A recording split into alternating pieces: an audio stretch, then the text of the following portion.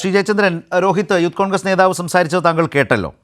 ഞാൻ അതിലേക്ക് വരുമ്പോൾ രണ്ട് പരാമർശങ്ങളാണ് താങ്കളുടെ ശ്രദ്ധയിലേക്ക് വെക്കുന്നത്. നേരത്തെ മന്ത്രി സജി ചെറിയാൻ പറഞ്ഞൊരു വാചകമുണ്ട്, വിളഞ്ഞു പഴുക്കണം, വിളയാതെ പഴുത്താൽ എന്ന് പറയുന്ന ഒരു പരാമർശം ഈ സാഹചര്യവുമായി ബന്ധപ്പെട്ട് മന്ത്രി സജി ചെറിയാൻ താരതമ്യം ചെയ്തതോ പറഞ്ഞതോ ഈ കേസും ഇതുമായി ബന്ധപ്പെട്ടും എത്രമാത്രം, അല്ലെങ്കിൽ ഇപ്പോഴത്തെ സാഹചര്യവുമായി ബന്ധപ്പെട്ട് എത്രമാത്രം പ്രസക്തമാണ്?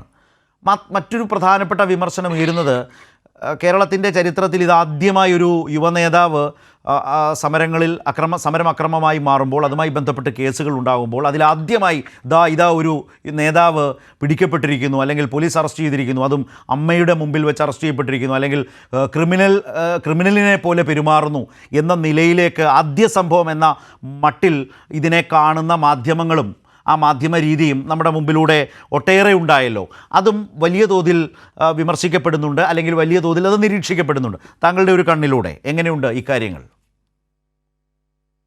ഇത് ശരത്തെ, നമ്മുടെ ഇപ്പോൾ പ്രിയപ്പെട്ട കോൺഗ്രസ് പ്രതിനിധി ഇവിടെ അദ്ദേഹത്തിന്റെ വാദങ്ങൾ അവതരിപ്പിച്ചല്ലോ. അതിൽ എനിക്ക് ഏറ്റവും ശ്രദ്ധേയമായി തുടങ്ങണമെന്ന് തോന്നിയത് രോഹിത് പറഞ്ഞ ഒരു വിഷയം തന്നെയാണ്. മറ്റൊന്നുമല്ല, ചാലക്കുടിയിലെ ജീപ്പിന്റെ പുറത്ത് കയറി എന്ന് അദ്ദേഹം പറഞ്ഞ ആ വിഷയം. ഞാൻ അദ്ദേഹത്തിന്റെ കാര്യത്തിലേക്ക് ഒരു കാര്യം ഓർമ്മപ്പെടുത്താം. ഏതാനും ദിവസങ്ങൾക്ക് മുമ്പ് SFIയുടെ തൃശ്ശൂർ ജില്ലാ കമ്മിറ്റി അംഗമായ സാന്ദ്ര ജയിൽ മോചിതയായല്ലോ.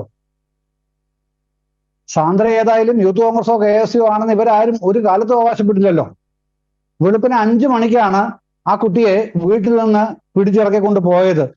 ഈ പറഞ്ഞ ഇതേ അലിഗേഷനാണ് പോലീസ് ജീപ്പിന്റെ മുകളിൽ ചാടിക്കയറുമായി ബന്ധപ്പെട്ട വിഷയങ്ങൾക്ക്. അടുത്ത ദിവസങ്ങളിലാണല്ലോ ആ കുട്ടി ഇറങ്ങിയത്. ഞാനത് സാന്ദർഭികമായി സൂചിപ്പിച്ചു എന്നുള്ളത് മാത്രമേ ഉള്ളൂ.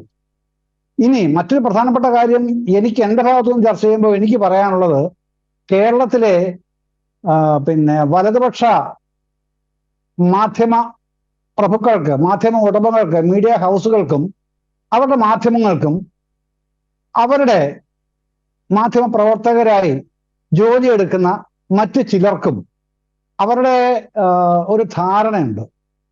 കേരളത്തില് മാധ്യമ പ്രവർത്തനം എന്ന് പറയുന്നത് തങ്ങൾ വലതുപക്ഷ മാധ്യമ പ്രവർത്തകരും തങ്ങളുടെ ഉടമകളുടെ മീഡിയ ഹൗസസും ചേർന്നുണ്ടാക്കുന്ന പൊതുബോധമാണ് കേരളീയ ജനമനസ്സുകളിൽ ആഴത്തിൽ സ്വാധീനിക്കപ്പെടുക എന്ന വളരെ വലിയൊരു വ്യാമോഹമാണ് ഇതിലേക്ക് അവര് നയിക്കുന്നത്, ഈ മാധ്യമ പ്രവർത്തകരെ. ഞാനത് അങ്ങനെ തന്നെ ചൂണ്ടിക്കാണിക്കാൻ കാരണം, എത്രയോ സമരങ്ങൾ. ഞാൻ ഈ വിദ്യാർത്ഥി നേതാക്കളുടെ കാര്യമൊന്നും പറയാം, രാജീവിന്റെ കാര്യം പറയുന്നില്ല, ഗീനാകുമാരിയുടെ കാര്യം പറയുന്നില്ല, മറ്റൊരുപാട് പേരുടെ കാര്യം പറയാതെ പോകുന്നു. പക്ഷേ മാതാപിതാക്കളുടെ മുമ്പിൽ വെച്ച് വെട്ടിക്കൊലപ്പെടുത്തപ്പെട്ട KV സുമേഷിന്റെ കാര്യം പറയാതിരിക്കാൻ പറ്റുമോ? അത് ഈ SFIക്കാർക്ക് അതൊക്കെ അർഹിക്കുന്നതാണ് എന്നാണ് യൂത്ത് കോൺഗ്രസിന്റെയും KSUവിന്റെയും വാദമെങ്കിൽ അത് ഈ നാട്ടിൽ ചെലവാവില്ല എന്നത് തന്നെയാണെന്നേ കാര്യം. പിന്നെ ഇപ്പോഴത്തെ ഈ വിഷയം, ഈ പ്രശ്നത്തിൽ ഇത് രാഷ്ട്രീയവൽക്കരിക്കുകയാണത്രേ. ആണെന്നേ, ഞാൻ അതിനെ അങ്ങനെ തന്നെ അഡ്രസ് ചെയ്യാനാണ് ആഗ്രഹിക്കുന്നത്. ഇതിൻ്റെ അകത്ത് രാഷ്ട്രീയമുണ്ട്. എന്ത് രാഷ്ട്രീയമാണ്? കേരളത്തിലെ 2016-21 2021 പിന്നീട് അധികാരത്തിൽ വന്ന ഗവൺമെന്റ് 26-ലാണ് അടുത്ത ഇലക്ഷൻ വരുന്നത്. അതുവരെയും ജനങ്ങളുടെ മുമ്പിൽ വെച്ച പ്രകടന പത്രിക പ്രകാരമാണ് ജനങ്ങൾ കഴിഞ്ഞതിനേക്കാളും വർദ്ധിത ഭൂരിപക്ഷത്തോടെ ഇത്തവണ ജയിപ്പിച്ചത്. അപ്പൊ അതിലൊരു രാഷ്ട്രീയമുണ്ട്. എന്നാൽ ആ രാഷ്ട്രീയം ഏകപക്ഷീയമായി പ്രയോഗിക്കുകയാണോ? ഇദ്ദേഹം ഒരു ഡയലോഗ് പറഞ്ഞു, ഇരട്ട നീതി. അങ്ങനെയാണോ ചെയ്തത്? അല്ലല്ലോ. എനിക്ക് തലച്ചോറിന് ഗുരുതരമായ പ്രശ്നമുണ്ട്. എന്താണ് ജനറൽ ഹോസ്പിറ്റലിൽ ചെയ്തത്? ജനറൽ ഹോസ്പിറ്റലിൽ ന്യൂറോ ഡിപ്പാർട്ട്മെന്റിൽ മാത്രമല്ലെന്ന്, മറ്റുള്ള എല്ലാ ഡിപ്പാർട്ട്മെന്റുകളിലെയും സീനിയർ ഡോക്ടർമാരെ ഉൾക്കൊള്ളിച്ച് ഒരു മെഡിക്കൽ ബോർഡ് കോൺസ്റ്റിറ്റ്യൂട്ട് ചെയ്തിട്ടാണ് അവർ ഇത് സംബന്ധിച്ച് ഒരു നിലപാട് എടുക്കുന്നതും കോടതിയിൽ അത് സംബന്ധിച്ച റിപ്പോർട്ട് നൽകുന്നതും. അപ്പോ ഇത് നമ്മുടെ ലോ എൻഫോഴ്സിംഗ് അതോറിറ്റിയായ പോലീസ് ഒരു കേസ് എടുത്തിട്ടുണ്ട്. ഈ കേസിൽ അതിന്റെ FIRന്റെ കണ്ടന്റ് മാത്രമേ ഞാൻ വായിക്കുന്നുള്ളൂ. നമ്മുടെ കൈരളിയുടെ പ്രേക്ഷകര് അത്രയുമെങ്കിലും മിനിമം അറിയാൻ വേണ്ടിയിട്ടാണ് ആ ചെറിയ പാരഗ്രാഫ് മാത്രം ഞാൻ വായിക്കുകയാണ്.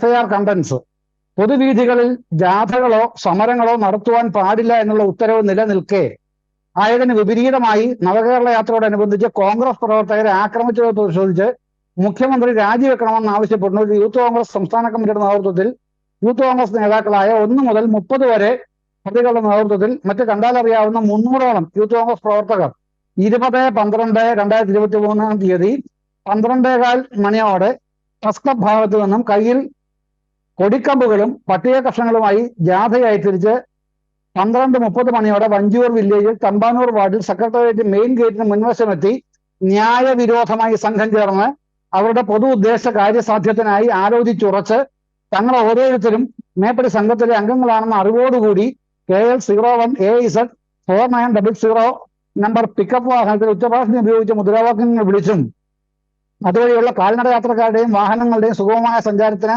മാർഗതടസ്സം സൃഷ്ടിച്ചും പ്രതിഷേധം നടത്തിയതിനെ തുടർന്ന് നിങ്ങൾ ന്യായവിരോധമായ ജനക്കൂട്ടമാണ്, ആയതിൽ നിന്നും പിരിഞ്ഞു പോകണം എന്നുള്ള ആവലാതിക്കാരൻ, അതായത് കന്റോൺമെന്റ് SI ഹരികൃഷ്ണൻ എന്നുള്ള ആവലാതിക്കാരൻ ഉൾപ്പെടെയുള്ള പോലീസ് ഉദ്യോഗസ്ഥൻ പല പ്രാവശ്യം നിർദ്ദേശം നൽകിയിട്ടും ആയത് കേൾക്കാതെ തുടർന്നും സ്ഥലത്ത് പ്രതിഷേധം നടത്തുകയും ഡ്യൂട്ടിയിലുണ്ടായിരുന്ന പോലീസ് ഉദ്യോഗസ്ഥരുടെ ഔദ്യോഗിക കൃത്യനിർവഹണം തടസ്സപ്പെടുത്തുകയും fibre shield, helmet, fibre lathi എന്നിവയ്ക്ക് കേടുപാടുകൾ വരുത്തി കേരള സർക്കാരിന്റെ പൊതുഖജനാവിന് ഉദ്ദേശം 50,000 രൂപയുടെ നഷ്ടം സംഭവിപ്പിച്ചും പൂജപ്പുര SHO റോജിന്റെ കയ്യിലെ അസ്ഥിക്ക് പൊട്ടൽ സംഭവിപ്പിച്ചും SISF-ലെ ഉദ്യോഗസ്ഥരായ APSI രാജേഷ്, CPO 8218 രതീഷ്, 8038 സന്ദീപ് എന്നിവർക്ക് ഗുരുതര പരിക്കുകൾ സംഭവിപ്പിച്ചും 14:20 അതായത് 2:20 മണി വരെ സമരം ചെയ്തു. പ്രതികൾ കുറ്റകൃത്യത്തിന് പരസ്പരം ഭാഗഭാക്കുകളായി നിന്ന് പ്രവർത്തിച്ച് മേൽ വകുപ്പുകൾ പ്രകാരമുള്ള കുറ്റം ചെയ്തിരിക്കുന്നു എന്നുള്ളത്. ഇതാണ് FIR. ഈ FIR പ്രകാരം ലോ എൻഫോഴ്സിംഗ് അതോറിറ്റി ആയിട്ടുള്ള കേരള പോലീസ് കേസ് എടുക്കണ്ടെന്നാണോ രോഹിതിന്റെ അഭിപ്രായമെങ്കിൽ അത് പറയണം ഈ ചർച്ചയിൽ. ഇതൊന്നും പോലീസ് കേസെടുക്കാൻ കഴിയില്ല. അത് നമുക്ക് ആ നിലയ്ക്ക് ചർച്ച ചെയ്യാം. അപ്പൊ അതല്ല, എവിടെയും സമരം ഉണ്ടായിട്ടുണ്ട്, എക്കാലത്തും സമരം ഉണ്ടായിട്ടുണ്ട്. ഞാൻ ചോദിക്കട്ടെ, ഞാൻ പറഞ്ഞല്ലോ മറ്റു സമരങ്ങളെ കുറിച്ച് ഒന്നും പറയുന്നില്ല. 2003 ഫെബ്രുവരി 18 ഒരു സമരം ഒന്ന് സൂചിപ്പിക്കുക മാത്രമേ ഉള്ളേ. മുത്തങ്ങ സമരമാണ്. ഭരിക്കുന്നത് AK ആന്റണിയാണ്. വിനോദ് എന്ന് പറഞ്ഞ പോലീസുകാരനെ ദാഹജലം കൊടുക്കാതെ ഇവര് നമ്മുടെ CK ജാനുവും ഗീതാനന്ദനും അടക്കമുള്ള ആദിവാസി മഹാസഭയുടെ പ്രവർത്തകർ പറഞ്ഞിട്ട് പോലും പോലീസ് സമ്മതിച്ചില്ല. അയാൾക്ക് വെള്ളം കിട്ടാൻ ഇടവരുത്താതെ അവിടെ കിടന്നു മരിക്കാൻ ആണ് അവര് തീരുമാനിപ്പിച്ചത്. അത് കഴിഞ്ഞ് ഈ വിനോദിനെ കൊന്നു എന്ന് പറഞ്ഞ് പിന്നെ ആരെയാണ് വെടിവെച്ച് കൊല്ലുന്നത്? ആദിവാസിയായ ജോഗിയെ. ഇത് നമ്മൾ കണ്ടതല്ലേ, ഈ കേരളത്തിൽ കണ്ടതല്ലേ ഇത്. ഇതൊന്നും ഒരു പ്രശ്നവുമില്ല. അന്ന് ഈ മാധ്യമ മുതലാളിമാർക്കും മാധ്യമ പ്രവർത്തകർക്കും ഒരു വേദനയും ഇല്ല. അവരെ എവിടെയും ഒരു കൺസെൻസസ് പോലും അവർക്ക് വേണ്ട. നമ്മളെ സ്വാധീനിക്കാനുള്ള കാര്യങ്ങളൊന്നും അവർ ചെയ്യണ്ട. പക്ഷെ സത്യസന്ധമായ മാധ്യമ പ്രവർത്തനം നടത്തണ്ടേ സ്ഥലത്തെ? അതില്ലല്ലോ.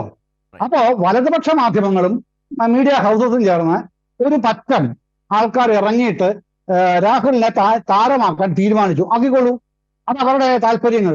പക്ഷെ അതിന്റെ പുറകിൽ മുഖ്യമന്ത്രി ഗുണ്ടയാണ്, മുഖ്യമന്ത്രി നടത്തുന്ന നവകേരള സദസ് യാത്ര മുഴുവൻ ഗുണ്ടായുധമാണ് എന്നൊക്കെ പറഞ്ഞാൽ ഈ 20/12/2023 12:15 മുതൽ 2:20 വരെ നടത്തിയ പേക്കൂത്ത്, അതിന് മറ്റൊരു ഭാഷയാണ് പറയേണ്ടതെങ്കിലും ഈ ചർച്ചയുടെ ആ ഡെക്കോറത്തിന് ചേരാത്തതുകൊണ്ട് ഞാനത് പറയുന്നില്ല. അതാണ് നടപ്പാക്കിയത്. അതുകൊണ്ടാണ് ഞാൻ പറഞ്ഞത് ഇവിടെ ശരിയാണ്, രാഷ്ട്രീയം ഉണ്ട് അതിൻ്റെ അകത്ത് തന്നെ. പക്ഷെ അതിൻ്റെ അകത്ത് ലോ എൻഫോഴ്സിംഗ് ഏജൻസിയായ പോലീസ്, പിന്നീട് ജുഡീഷ്യറിയുടെ പിന്തുണ കിട്ടി. പോലീസിന്റെ FIR കൃത്യമായിട്ടുണ്ട്. സ്വാഭാവികമല്ലേ, PDPP ആക്ട് പ്രകാരം പൊതുമ നശിപ്പിച്ചുള്ള കേസ് പ്രകാരം അകത്ത് പോയില്ലേ. ഇത് നമ്മൾ പറഞ്ഞു കഴിഞ്ഞാൽ അടുത്തതിന് വരുന്ന എന്താണെന്ന് അറിയാമോ? 2015 നിയമസഭയിൽ പ്രശ്നം ഉണ്ടാക്കിയപ്പോൾ നിങ്ങൾ എന്ത് ചെയ്തു? അതുപോലെ മറ്റേ ചാലക്കുടി പോലീസ് ജീപ്പിന് മുകളിൽ കേട്ട് നിങ്ങൾ എന്ത് ചെയ്തു? അതാണ് ഞാൻ പറഞ്ഞത്. സാധ്യതയുടെ കാര്യം എന്നെക്കാളിലും വളരെ നന്നായിട്ട് അറിയുന്ന ആളാണ് ജയിക്ക്. അദ്ദേഹം പറയട്ടെ.